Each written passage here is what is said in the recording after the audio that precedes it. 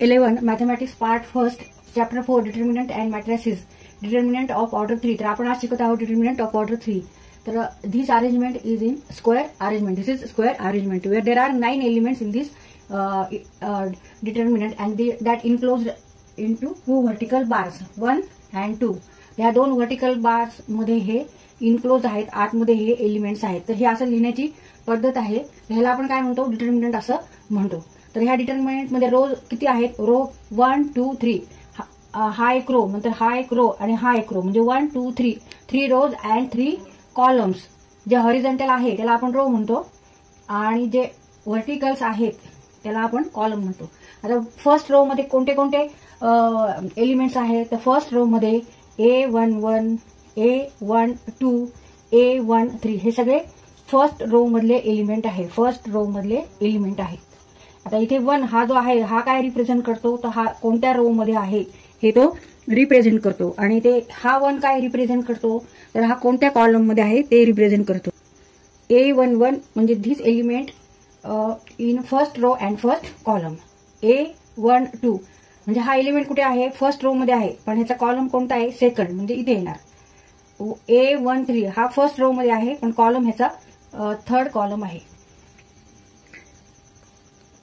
तर इथे रोज साठी आपण काय घ्यायचे, रो साठी R1. इथं हा फर्स्ट रो आहे म्हणून इथे R1 घेतले.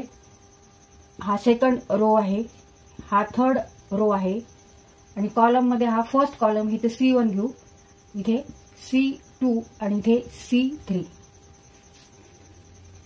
ते इथे RI represent rows and here I is number of rows. Here CJ represent column where J is the number of column. आता समजा एक आपल्याला एलिमेंट दिलाय AIJ असा एलिमेंट आहे, तर हा काय रिप्रेझेंट करतो, हा कोणत्या कॉलम मध्ये कोणत्या रो मध्ये आहे. तर आता इथे हा एलिमेंट आहे AIJ, तर हा काय रिप्रेझेंट करतो, represent the element in ith row and jth column. आता कोणत्या डिटर्मिनंट हा आपल्याला दाखवायचा आहे, डिनोट करायचा आहे, तर तो कॅपिटल लेटरनी दाखवावा लागतो. म्हणजे कॅपिटल लेटर कोणते, ABCDE हे सगळे कॅपिटल लेटर जे आहेत त्याने आपण एखादा डिटर्मिनंट रिप्रेझेंट करू शकतो की हा determinant A determinant B determinant. आता ह्या डिटर्मिनंटला इथे आपण नाव काय दिलं नाही, तर आपण इथे A असं देऊ शकतो, A डिटर्मिनंट असं, A डिटर्मिनंट, किंवा आपण डेल्टानी सुद्धा रिप्रेझेंट करता येतो. We can write rows or column separately. For example, here second row is second row म्हणजे A21 A22 A23 these all elements, these 3 elements are in second row. तर तो आपल्याला रिप्रेझेंट करायचा, दाखवायचा आहे, तर इथे आपण ह्या पद्धतीने रो असा दाखवू शकतो.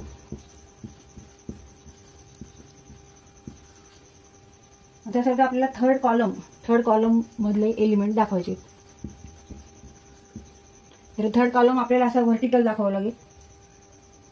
थर्ड कॉलम मध्ये हे सगळे एलिमेंट आहेत A13 A23 अँड A33. आता आपल्याला फर्स्ट रो रिप्रेझेंट करायचा. फर्स्ट रो हा कसा असतो, हॉरिझॉन्टल, म्हणजे हे सगळे नंबर्स येणार, हे सगळे घटक येणार, हे सगळे एलिमेंट्स येणार. A11 A12 and A13. इथे कॉमा द्यायची गरज नाहीये, नुसतं असंच रिप्रेझेंट करायचे A13. तर हा फर्स्ट रो आहे. The first